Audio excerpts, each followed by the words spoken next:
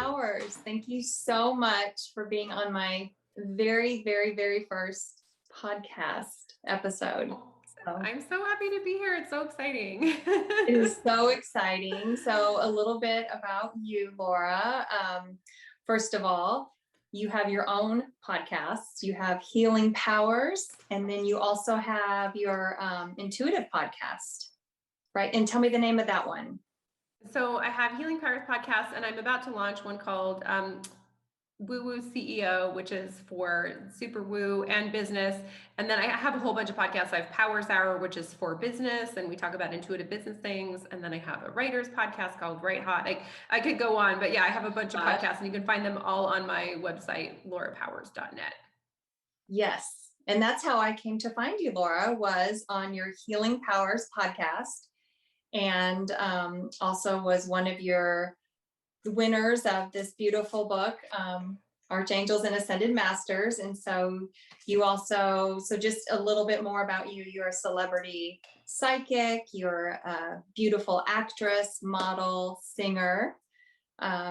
You do gorgeous guided meditations on Insight Timer. And I know you also have, to when we subscribe to your channels, and you host an amazing podcast for us to begin new podcasts. And so that has been our connection. And I've gotten readings from you.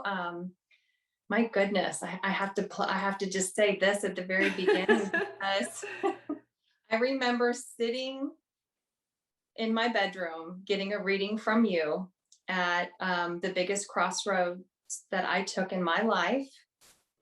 So, and the insight that was downloaded from you to me, really, it gave me so much strength and so much peace to trust myself and to make that decision. And the decision was I was having to end a very loving marriage that was difficult for me. So thus, this is where Free to Be Yourself is born. This is what this platform for me is going to be about. And it's going to be really a place where I can gather others and bring them in, and we can have these conversations about what is it that keeps us from living a life in true freedom. So in feeling free. And you've been a major part of that. So I just want to say thank you. I want to honor you for your love and your light. And man, I could just keep going on and on about you, because you've also taught me how to really step into my worth and have boundaries. So just to begin this conversation, tell us a little bit about yourself, or a lot, whatever you want to begin with. Yeah. So first of all, thank you for that amazing introduction. And it's an honor to be here. And I'm so excited for you and your show. I know you have so much to share with the world. So it's really exciting to be a part of that journey. So for myself, ever since I was little, I have felt different and experienced the world differently than I think most people. I saw and sensed ghosts very much in many cases like they were live people. So it was confusing to me, because it became pretty clear to me early on that I was seeing and sensing things that other people weren't.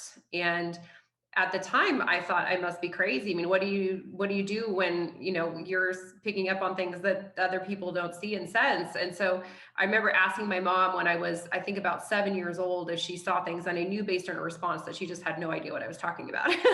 So that just confirmed for me, like, yep, you're different. And at that time, when you're young, you're just trying so hard to blend in. And now as an adult, I'm like, no, what makes you different is your superpower. Literally, in some cases, like that's what makes you you and what makes you special. But there's such a pressure when you're young to try to conform and, fit in and be like everybody else.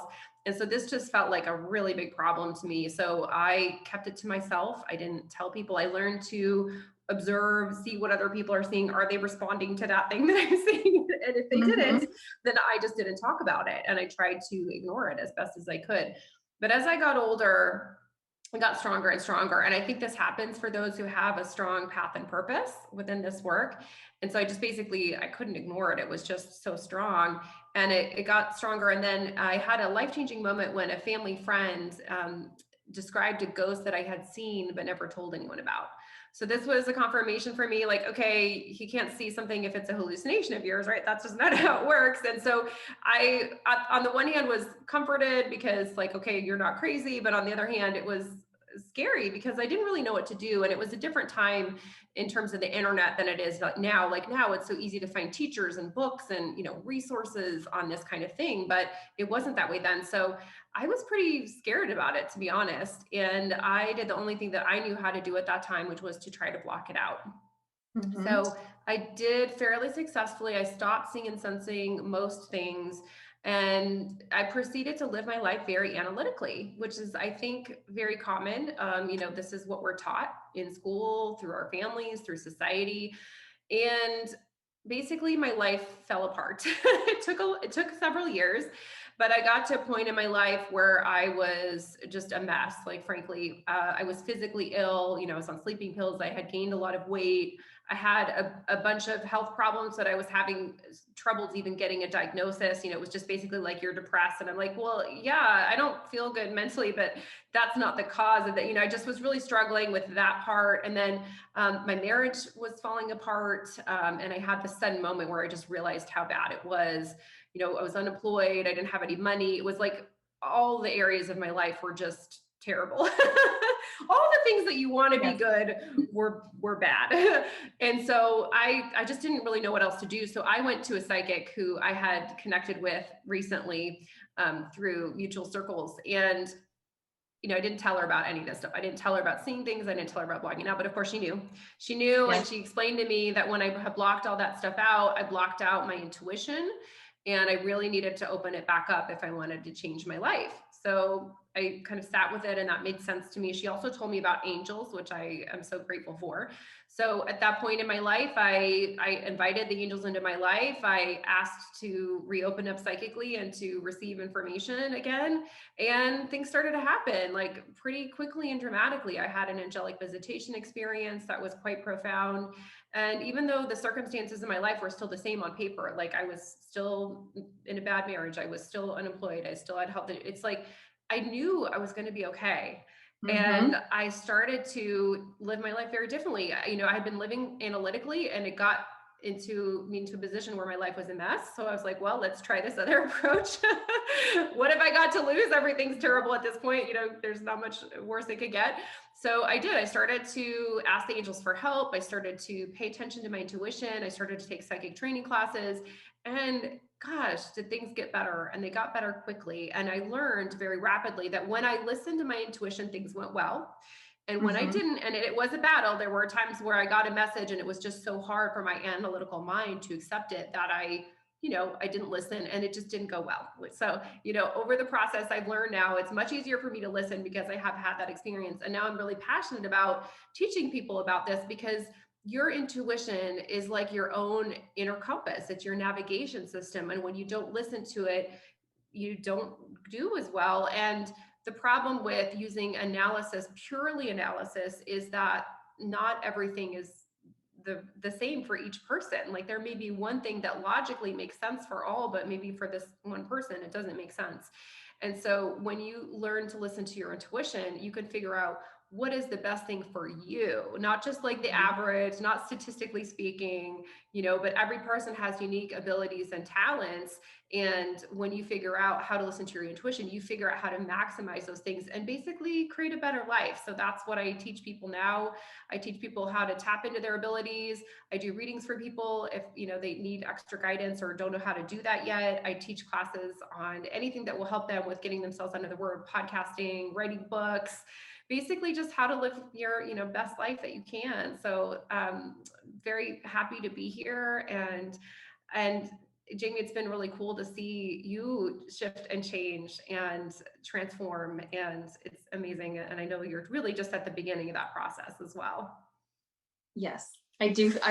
I feel like I've been opened, which is it's very beautiful. And I love that you talked about trusting your intuition. And I want to ask you a little bit more about that. I want to like really hone in on where in your body do you feel? Like when your intuition is talking to you, like or just, like your spirit guides are talking to you, do you have like a guttural response? Do you feel it in your heart, in your, just where in your body do you feel it?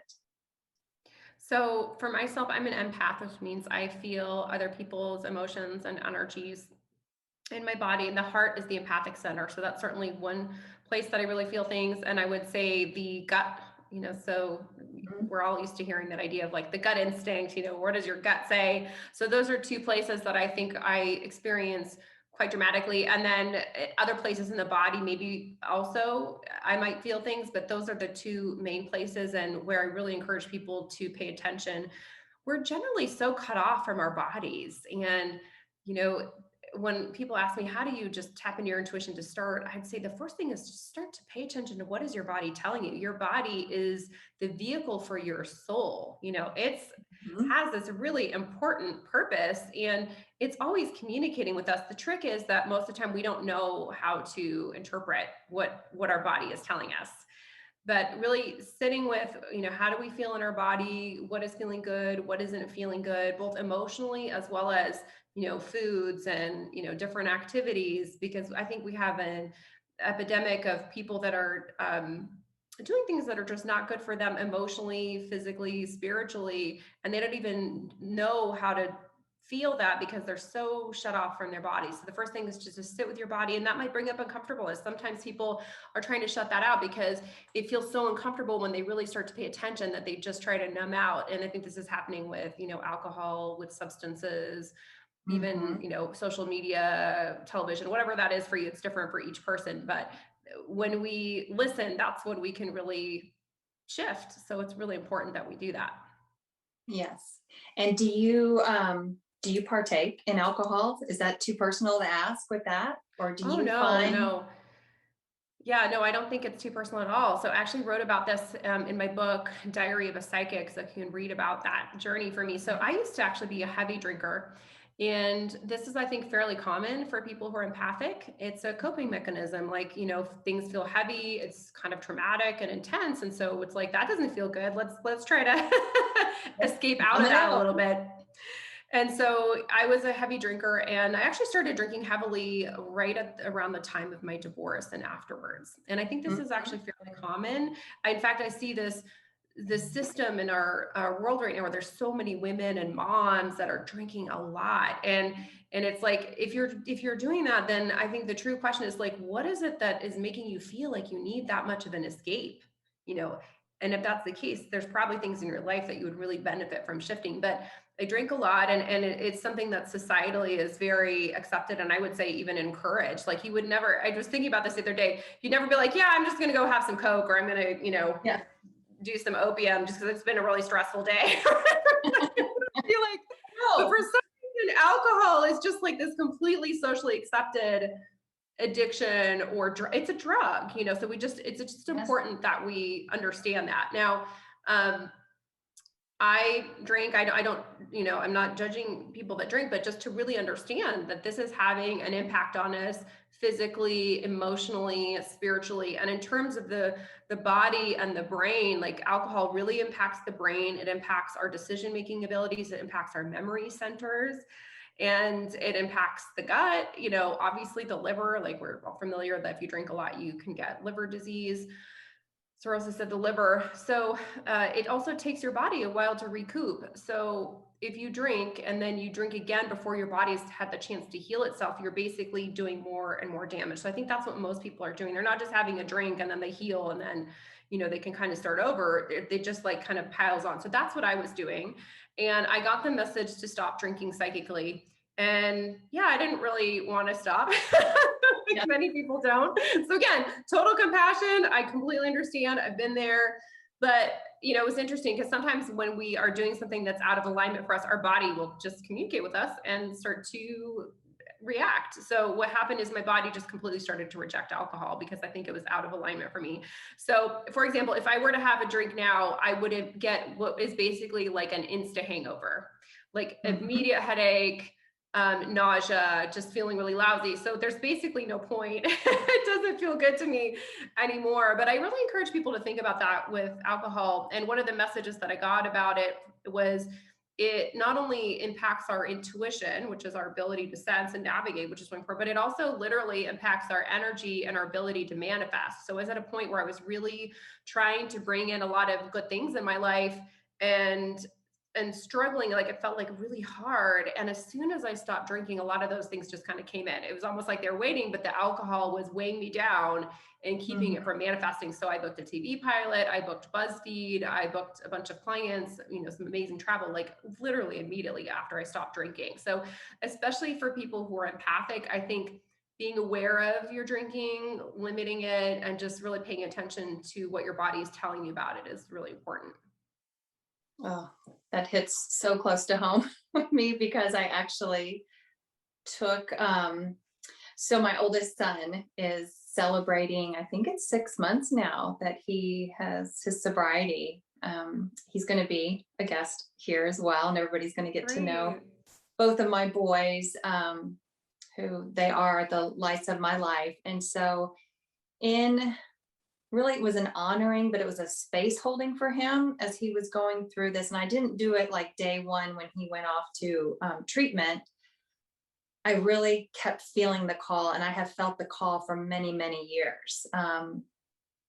Alcohol and myself have been, I can't recall one positive story when I've had Yeah. too much to drink and being like, gosh, that was a great decision that I went and, I had that wild night of drinking, just to not only be laying in bed the next day, just full of shame and guilt. And Yep. for me personally, I started drinking really young. My Mm. sister and I, we shared this story about how we would drink. She says she did it, but I'm sure I did it too. But we would sneak into our parents' vodka, and we'd have like a couple of little friends over. And I mean, we were like 13 and 10, or, maybe 13 and 15. And, we would just drink that thinking that was fun to be sneaky and adult. And then that would turn into, I was really always more mature looking for my age, but yet I had an older sister who I would go to parties with. And at each of these parties, I would get completely blackout drunk. Oh And my God. my most, going back, and I'm just going to reel all this back around. So, a lot of the work that I've been doing with freeing myself is really embracing the trauma that I've experienced in my younger years. And a lot of it has been self inflicted trauma that I have positioned myself to not be safe around men. Maybe just making a fool out of myself, just completely out of my body, and has cost me a lot of repercussions. One time in particular, when I was, it was 15. My mom my mom is very intuitive. She's highly intuitive. It's so cool too, and then we kind of laugh about it because she's like, I knew that. I knew this was going to happen or something. So she did not want me going to this party with my sister. It was, I grew up in Southern California, and I can't believe they would allow these parties to happen for like a 16 or 17-year-old, but a new nightclub, was trying to get these kids to come in. And so I was able to go with my sister against my mom's better judgment, but she just let me go. And that night, I mean, I completely blacked out, ended up in the parking lot with a boy.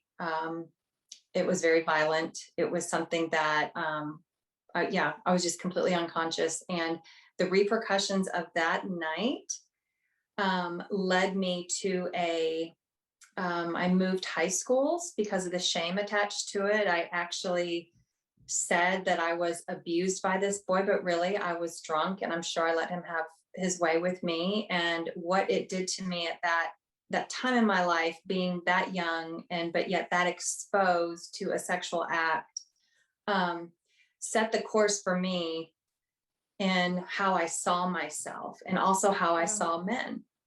And so just tying all of that back to, it's been quite amazing that I would still choose, I mean, years upon years, to continue this relationship with alcohol. and yet not see it for what it was doing to me. Yeah. So yeah, it's Well, a lot. So now I am, I think I maybe celebrated 2 months not drinking, and then just went out recently with friends and, had a couple drinks, and then was like, it just doesn't feel good. So I love that you said that. Like, our bodies communicate with us yeah. and tell us this does not align anymore. This lowers the vibration. We are all vibrational beings. We hold, an energy type. And I can tell when I'm around people, and that lower vibration, I don't feel good anymore. So thank you for sharing that. Yeah, you're welcome. I think, in many ways, alcohol can be like an abusive partner. It really can. It's like being in a toxic relationship where sometimes you're like, but sometimes it's good, or at least that's the perception. Yeah. But then there are other times when it's really not good. And we need to have boundaries and be like, look, I don't need to, you know, feel badly, even if sometimes I feel good. I can just feel good all the time. This can be a Mhm. thing where if someone or something is helping me to feel good, then it should be that way all the time. Like that, I really feel that way. That something generally in our lives is either positive or negative, or it's very rare that it's neutral. And even if we might think that, oh, well, there are times when alcohol has me a good time, it's like, but does it really? Is it really? Like, it was fascinating when I stopped drinking because there were several things that happened.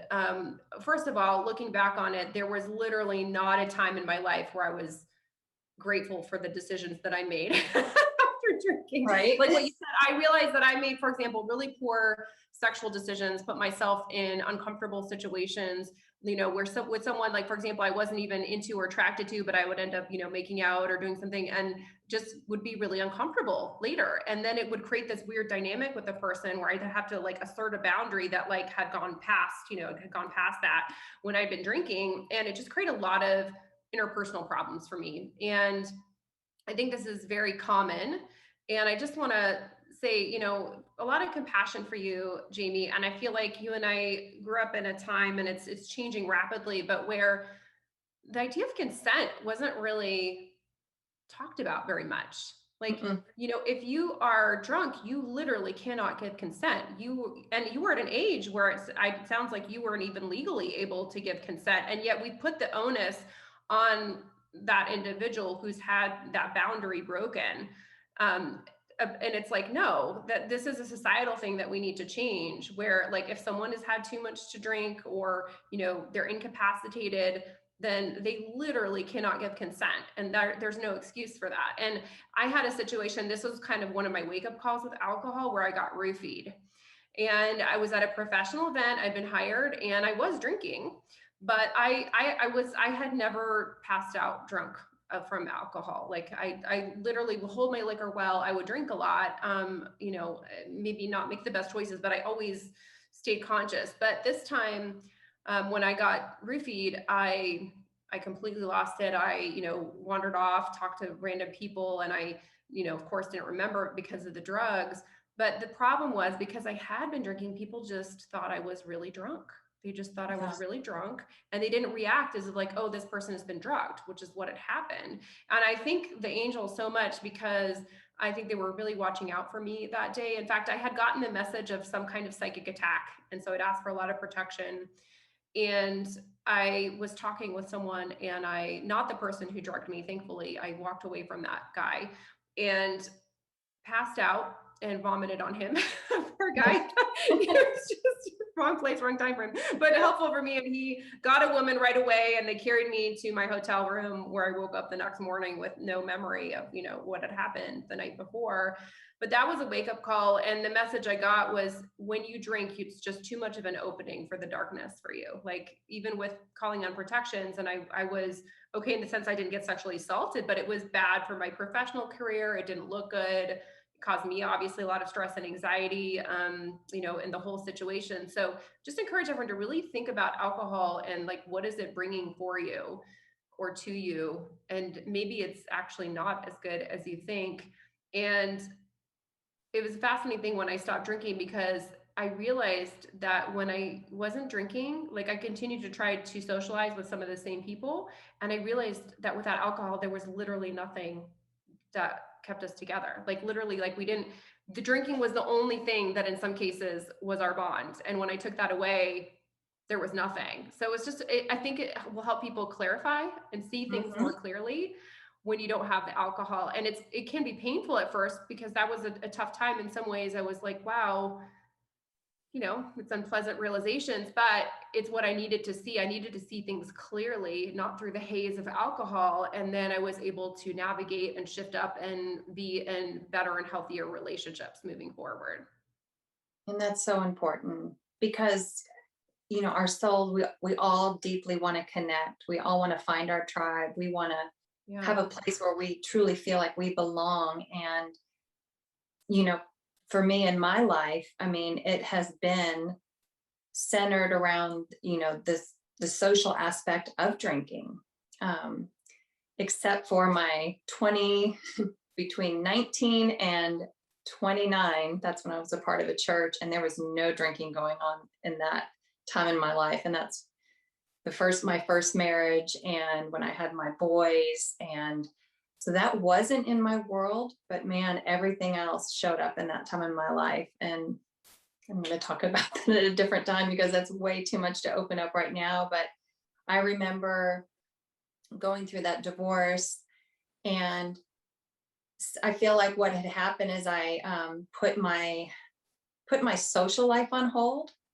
So when I met my first husband, I was a freshman in college. So I got to experience like the full freshman, join the sorority and, go to all the mixers and all that stuff. And then when I met him, the church that we were a part of was one of these that, you don't drink, you stay in this little community and all of that, very much like a cult. And so when I divorced and I was reemerging to myself, I remember thinking, oh, this is good. I have so much to catch up on. I have, start going out to the bars and like meeting people and all of that. And I so did not, my body, everything resisted it, but yet I still did it. And then going into my second marriage, to a very, very social man who had lots of friends, and every weekend, that's what we did. We planned out our weekends around the social aspect of whose homes we would go to, and it would always be alcohol. And we Yeah. live near a lake, and on the weekends you go boating. I mean, you start at 10 in the morning and you're there till sundown drinking all day long.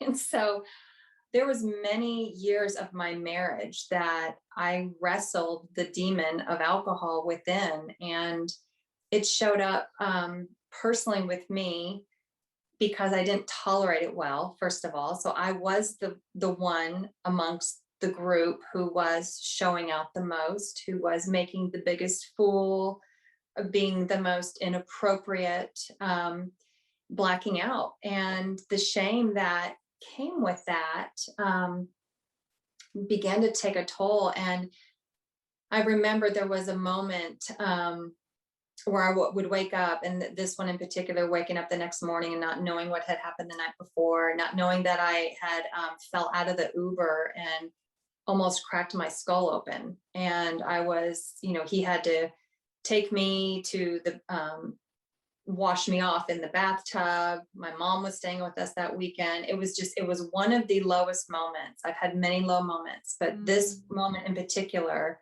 um, was the third or fourth time that I've actually thought about taking my life, to face what I had been doing to myself through alcohol and through disengaging myself with deeply knowing that I didn't want to stay where I was, but I was numbing out and hiding, and meaning staying in this marriage that I did not feel like I belonged there anymore. I was moving out of that space. So yeah, so this episode, I knew it was going to come. I didn't actually have a direction with us in this conversation, but this is first and foremost, I believe, on my heart, just to share openly as I begin this journey with everybody here on my podcast. And I have 3 questions that I'm going to ask each of my guests. And so for you, you shared a ton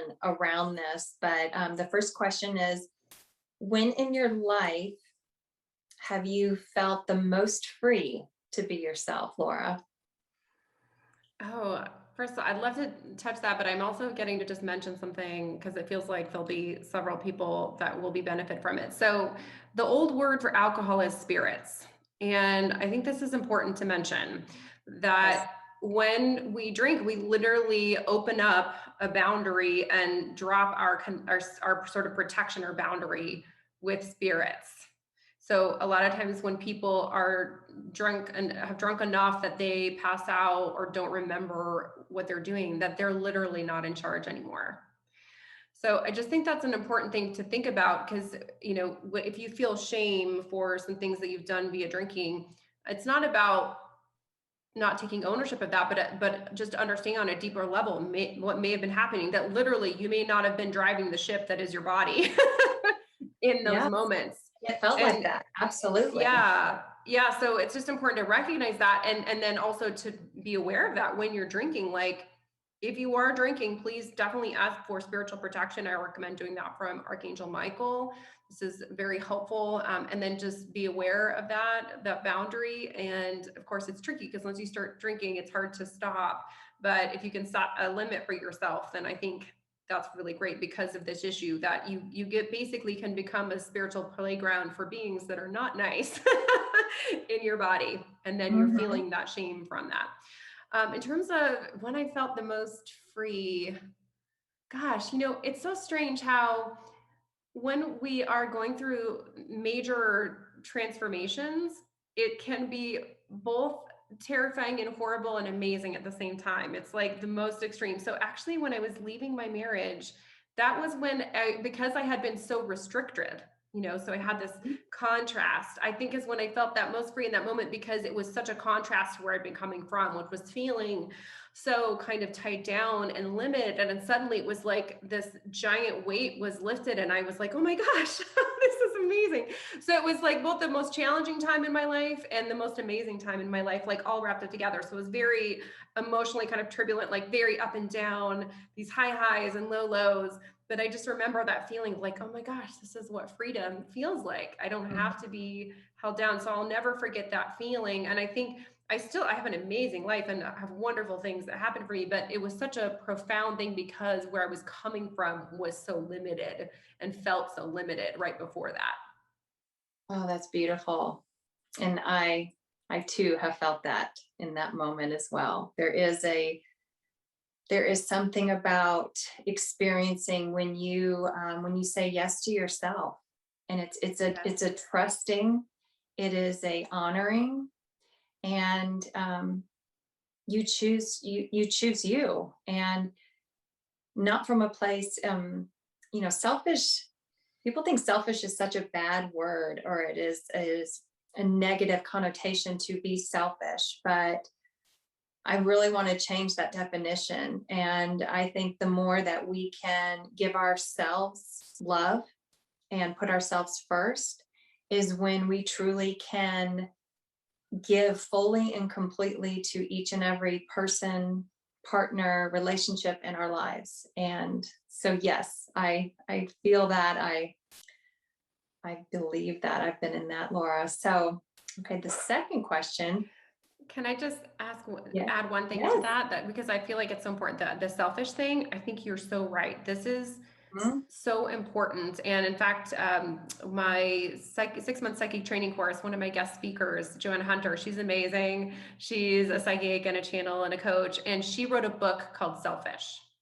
And it is all about this, like we need to retake that word back. And it is not selfish. It's not bad for us to do what's right for us. And as women, we've been just taught to like, we're the nurturers, we're the helpers, and just, this kind of self-sacrificial pattern that is really unhealthy. And my stepdad in particular used the word selfish on me like it was like a bad word. Like he might as well have been saying the C word. And I'm not saying he did that, but that's how it felt in terms of like, it was Mhm. like, you're such a horrible, selfish person. And I just think that's not right. Like it is good for us to focus on what we want and need. And that's this kind of male um patriarchal win-lose paradigm, that you have to just kind of suck it up for the greater good, instead of like, no, it can be a win-win. There doesn't have to be a losing side. And if someone is labeling you selfish, then they're probably in that that kind of paradigm, I think,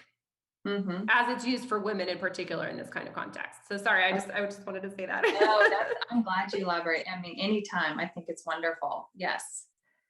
So the second question I have for you is, what was holding you back from experiencing that true freedom? You kind of spoke about that, about your marriage. Was it fear? Was it, Yeah, I think it was even less conscious than that, to be honest. I was born into an abusive situation with my biological father, and I was not physically abused, but my mother was, and I observed that. And then it was definitely an emotionally toxic and abusive situation. So that was my childhood. That's what I was born into. That was the model that I saw. And even though on a conscious level, I knew it wasn't the right thing, I think on a deeper level, the pattern was the woman kind of trying to help save and rescue the man. That's what I saw. My mom trying to heal, help save my father. And so unconsciously, I recreated that pattern, so that's what that was about, is like, oh, that's my role. That's what I have to do. And the fascinating thing was, it wasn't on the surface, because when I got with the man I would later marry, who is now my ex, everything seemed great on the surface. Like I didn't realize that this was underneath, and it took several years for it to manifest and kind of fall apart, and for me to really see it clearly. But I think it's about us stepping into, like, what do we want? And I think I was so in the framework of this kind of rescue pattern of self-sacrifice that I didn't even know any different. Like there was literally no other frame of reference for me. And it yeah. took for it to like fall apart, and for it to be so bad, for me to be like, oh wow, I really need to address this. And for me, the key to getting out of that was tapping into my intuition, because the programming was what got me on that path. The programming of like, this is the model. And by the way, I think our society teaches this model. So it's not even just within my family, although I certainly had it within my family. And intuition helped me to be like, oh, whatever that programming is, I don't have to follow that. I can follow what feels right for me. Hmm. Oh, that's beautiful. And yes, we do. We keep repeating and repeating all the programming, all of it, until we, for me, it has been a lot of really tapping into the subconscious and reprogramming the old patterns, behaviors, and all of that through deep imagining, guided meditations, and a lot of spiritual healing. So the last question I have for you, Laura, is, so what was the cost or the sacrifice that you had to make to attain this freedom? Was it leaving your marriage? Yeah, so here's the thing. I think that the idea of sacrifice is unnecessary. I think that that's the paradigm that we're taught, is that sacrifice is a necessary thing. But I don't think, looking back on it, a sacrifice is giving up something ultimately that you want. Like, no, I realized I didn't want that. I didn't want that whole paradigm. And I was choosing not to be in any kind of self-sacrificial pattern. So what I had to give up was the need to overhelp. What I was giving up was letting go of situations that weren't serving me. But I don't think of that as sacrifice. I think of that as like, well, that really wasn't for my good. That wasn't ultimately what I wanted. So it was a really positive thing. And I think we really need to reframe this idea of sacrifice. And I see this a lot right now, especially as it relates to COVID, and this idea of like, we need to sacrifice for the greater good. I'm like, sacrifice is dark. Self-sacrifice, sacrificing someone else, that's a dark idea. And spiritually not helpful, not healthy, not helpful. And there's usually a different way, so if we think that that's the way that it needs to be, then we're probably limited in our perspective, and there may be a different way that we can approach things where this idea of sacrifice isn't necessary. I love that. I might rechange my verbiage then, because this is like, because it is. We think about all the things that we are told to sacrifice, and Yeah. just even in society and different, even different religions and things that we have to give up in order to gain or achieve. And what if it was, we didn't have to give anything up. We just had to step more into who we are and what we are and what we were here to do and be. Yeah, I mean, there were things I had to let go of, but I wouldn't label them as a sacrifice because they were really wonderful things for me to let go of. So, if you're being asked to sacrifice something, then I think question that narrative. And also, the language that we use is very important. Yes. So if we think of that as the sacrifice idea is the martyr idea, or it's the even darker is when you're sacrificing someone else, right? You sacrifice Mhm. someone else or sacrifice yourself. Either one, someone's losing that. It's not it's Yes. not helpful either way. Someone is being treated unlovingly, whether it's yourself or someone else. And women in particular, we have decided, like, I don't want to hurt someone else, so that's going to be me. And that's Mhm. not loving. And it doesn't need to be. The sort of highest level of spiritual awareness is the win-win, that there doesn't need to be a losing side, that we can all be amazing. And so I Mhm. think, yeah, asking, what is it that I need to let go of that's not aligned with that amazing life that I want to have? That's a good question, but it doesn't have to be framed in terms of sacrifice from my perspective. I love that. Done. That's going to be done. Well, this has been amazing, Laura. Just giving up your time and your energy and your beautiful voice and your contagious smile. I love that, I'm having these. So these podcasts, you can find them on YouTube. I'm going to have them on other platforms that you can actually visually watch us. And one of the reasons is for each of my guests, I am going to pull a card with my tarot and just have a little message for you. So the tarot for me has been, one of my dearest companions during this journey of self-discovery. And the tarot is, it's basically our soul's journey in picture form. And the messages that come through the tarot, work with the energy that's current right now. And I get a lot of intuition comes to me working with these cards and giving people readings. They've been a blessing, both ways. And so for you, Laura, just tapping into your energy right now. And of course, it's the gorgeous King of Wands here, and you can't get any higher, you can't get any more, elevation than the Kings. And Wands has to do with passion, has to do with your creativity. It has to do with, all of this excitement that you exude, the passion that you have for who you are and this platform that you are on, this spiritual platform, using your voice, teaching others. You see the King, he is literally about to get up and stand from his throne. And I also love to point out right down here this little lizard that he keeps at, right here on the throne with him for everyone to see. And what this lizard, is significant of, it's the time he always wants to reflect back and remember. At one point he was lower, at one point he had to crawl, at one point he was not the king, but yet it keeps him humble. It keeps him in a place that he wants to always actively pursue grace and pursue not perfection, but it's really about this giving and going onward. So this is you, my dear. What a beautiful card, just to mirror back your energy to you, that you are a creator here. You came here to, for a very specific purpose, and your purpose has been to enlighten so many of us along our paths with your shining star. So thank you, Laura. Thank you for being my interviewee today on Free to Be Oh, Yourself. And it's how can really my people find pleasure. you?